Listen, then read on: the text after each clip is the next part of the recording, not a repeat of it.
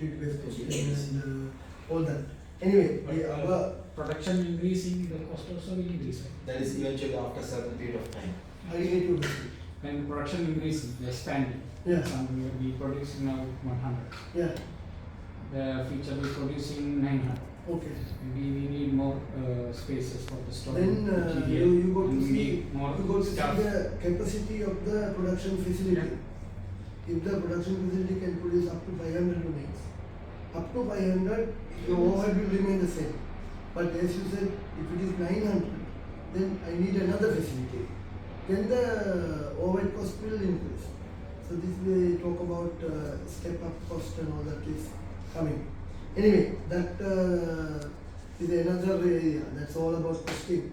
So here we will not move on to costing discussion here. We will talk about finance and accounting. Now, accounting is art. What happens is, on a day-to-day basis, business encounters many transactions. With our knowledge or without our knowledge, every single second transactions are taking place. Some point in time, some corner of the office, someone is recording the transaction in a bill, in a paper, in an online transaction, in a bank document, or in a contract, or any different source of form. Transactions are taking place. So what happens is these transactions are scattered everywhere. The owners doesn't know this. The owner or the top management or the shareholders or the decision makers doesn't really know what is really happening. That's when we come into place. We integrate the two extent. The people who carry out the transactions are not accountants. Note this.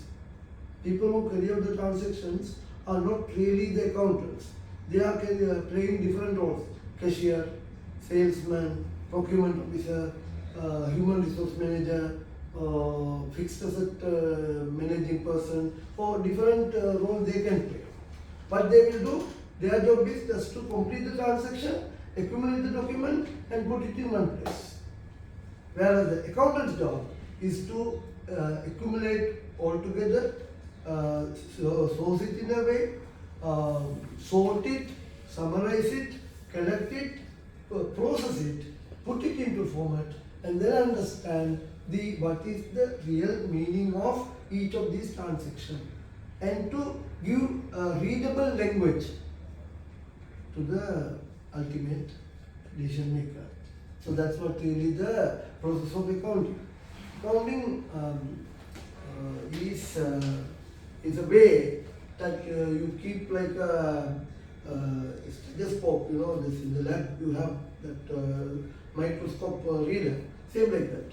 You accumulate everything and you segregate, you put it into different sections, different segments, and then you come up with your readable sections. For example, today you may have a commission you pay to a salesman, or you may also purchase a motor vehicle.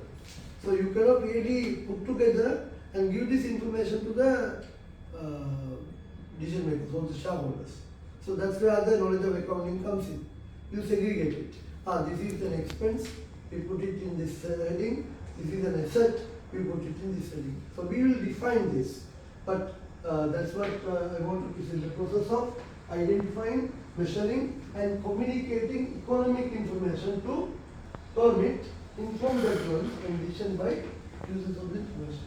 When you talk about users of information, there are so many different uses.